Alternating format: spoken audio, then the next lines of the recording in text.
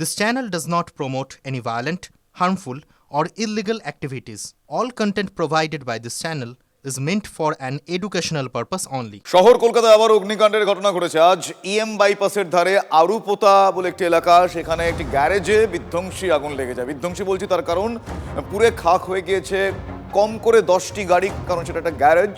দমকলের 3টি ইঞ্জিনের সহায়তায় এবং স্থানীয় মানুষরা তারা প্রভূত সাহায্য করেন তাদের চেষ্টায়, দমকল কর্মীদের চেষ্টায় আগুন নিয়ন্ত্রণে আসে। ওই গ্যারাজে কোনো অগ্নি নির্বাপন ব্যবস্থা ছিল না।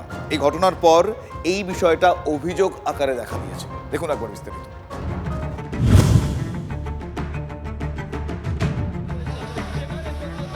শনিবার সকাল 11:10 ইএম বাইপাস সংলগ্ন এলাকা আরুপোতার এই গ্যারেজ থেকে ধোঁয়া দেখতে পান স্থানীয় মানুষজন।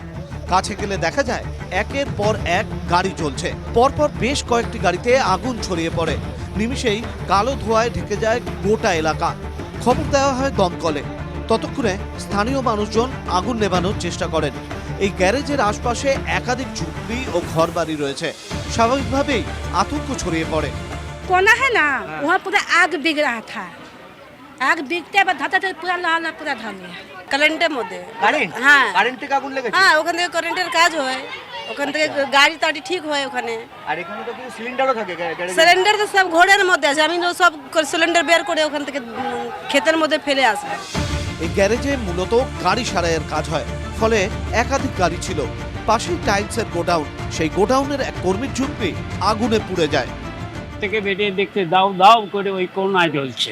আচ্ছা, বাস তারপরে কিছু জিনিসপত্র বের করার চেষ্টা করলাম, কিছু পারলাম, আর একদম অনেক উঁচুতে উঠে গেছে না। আপনার ঘর তো পুরো খাক হয়ে গেছে, ছাই হয়ে গেছে। একদম ছাই। ক্ষোভ রয়েছে দমকলের ভূমিকা নিয়ে। দমকল দেরিতে আসার অভিযোগ করেন স্থানীয় মানুষজন। যদিও দমকল কর্তৃপক্ষের দাবি তারা খবর পাওয়া মাত্রই ঘটনাস্থলে পৌঁছয়। আমরা খবর পাওয়া মাত্র চলে এসেছি। এবারে কতটা কি দেরি হয়েছে এটা আমার পক্ষে বলা সম্ভব নয়।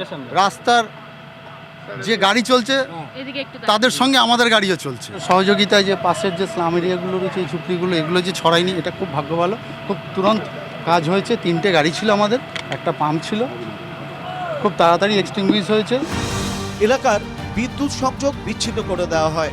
ঘণ্টা দুয়েকের চেষ্টায় আগুন নিয়ন্ত্রণে আনেন দমকল কর্মীরা। তারপর চলে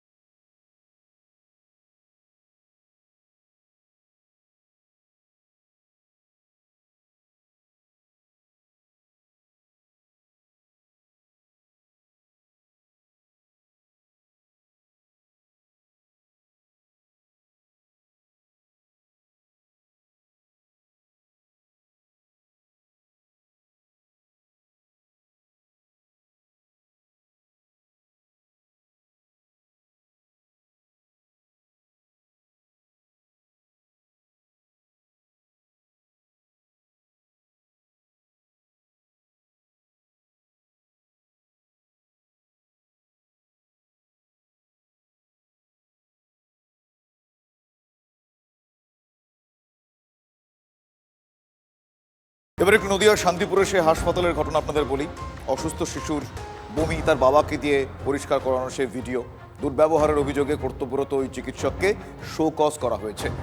জেলা মুখ্য স্বাস্থ্য আধিকারিকের কাছে তদন্তের রিপোর্ট তলব করেছে স্বাস্থ্য দপ্তর। কিন্তু আমরা সংবেদনশীল সংবাদ মাধ্যম, আমরা একটা প্রশ্ন রাখছি এক্ষেত্রে।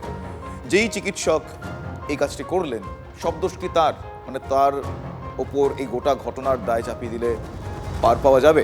হাসপাতালের প্রয়োজনের অর্ধেক সাফাই কর্মী নেই, এই দায়টা কার?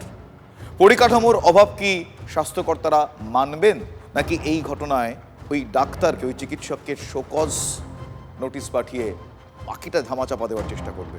আমরা প্রশ্ন জারি রাখলাম।